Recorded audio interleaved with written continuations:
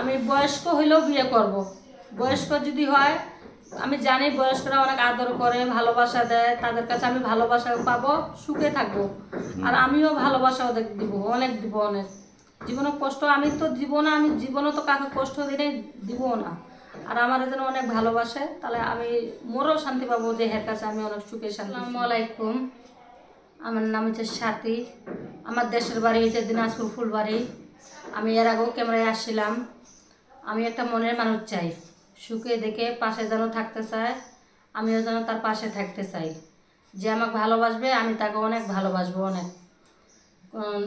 প্রতারণা হইয়েন না, যেমন একজন মোবাইল কথা বলার পরে ধোকা দেয়, এরকম হইয়েন না। আমার কথা কি, আমি একটা অসহায় মেয়ে, আমাকে আপনি ভালোবাসবেন, আমি আপনাকে ভালোবাসবো, আমি এটাই চাই। আর আমার অনেক কষ্ট, জীবনে অনেক কষ্ট হয়েছে, কষ্ট আপনি দিয়েন না। তো সেই কষ্টের কথাগুলো বলেন। কষ্টের মানে অনেক কষ্ট। আমার স্বামী দিনের পর দিন অত্যাচার করছে, আমি এই কষ্ট থেকে মুক্তি হয়েছি, যেন আর বেটার লোকে যেন বিয়ে শাদী করে যেন ভালো থাকতে পারি, কষ্ট যেন হ্যাঁ দূর করে দিতে পারে, আমি এইটা চাই। আর আমার স্বামী কি এমন কষ্ট দিচ্ছে জানে গেলে। আমার স্বামী নেশা পানি করতো, গাঞ্জা খাইতো, জুয়া খেলাইতো, অনেক প্রতারণা, অনেক। আমার সাথে আর কি আমাকে দেখতেই পাইতো না কোনো, অথচ আমাকে বিয়ে শাদী করছে ঠিক, কোনো আমার সাথে এরকম একটা মানুষের একটা শেখ আছে না, এই জিনিসটা হের উপর আমার উপর করে না। কি করবেন, আমিও তো একটা মেয়ে, আমারও তো অনেক মনে ইচ্ছা চায়, আমিও তো দিতে মনে চায়, কোনো কি করব। হ্যাঁ তো আসে না, আমার পাশে তো হয় না, তাহলে আমি কিভাবে দেবো বলেন। আচ্ছা, তো আসলে আপনার স্বামীর সাথে বিয়ে হয়েছে কিভাবে? বিয়ে হয়েছে মনে করেন দেখা দেখি পছন্দ করে বিয়ে করছে, করার মধ্যে তারপরে তখন ওই যে বলে না, ভালোবাসে যায় বিয়ে করে তাই ধোকা খায়, এমন ভালোবাসে বিয়ে করছি, এই জন্য ধোকা খাইছি। ও প্রেম করে বিয়ে করছেন? প্রেম করেছিলাম, করার পরে তখন আমার মা তখন দেখে শুনে বিয়ে দিছে। বিয়ে দেওয়ার পর থেকে তারপরে যে ওর বাপ মা সবাই অত্যাচার করতো আমার, সবাই এগোর কথা আমাকে পছন্দ লাগে না, এই জন্য নিবে না। তা নিবে না, হে যাই বিয়ে করছে তাই বলছে যে আমার পছন্দ আমি নিছি, কিন্তু ওর মা তাবিজ করে, মান করে, এটা করে সেটা করে, করার পর থেকে তখন এই ছেলে তখন মন পাল্টে গেছে। পরে তখন আমার উপর অনেক অত্যাচার করে, অনেক। আমাকে বাড়ির থেকে বের করে দেয়, বটি লাগাই দেয় যে তোকে আমি রাখবো না, তুই যা।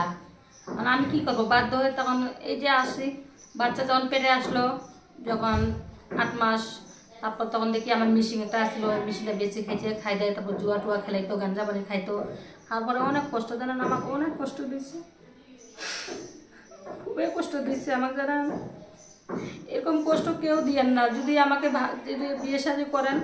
তো সেই কষ্টের কথাগুলো বলেন। কষ্ট দিছে খালি কষ্ট দিছে, কি ধরনের কষ্টগুলো পাইছেন সেগুলো বলেন। আমাকে মারধর করতো, অনেক মারতো, চুল ধরে টানে দিত, মানে বটি লাগাইতো আমাকে আর কি, এমন এমন জঘন্য কাজ করতো আমার সাথে।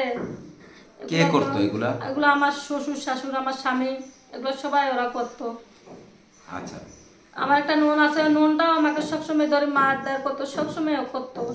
শ্বশুর তো শাশুড় তো দেখতেই পাইতো না, তার সাথে আমার জামাইও দেখতে পারতো না আমারে।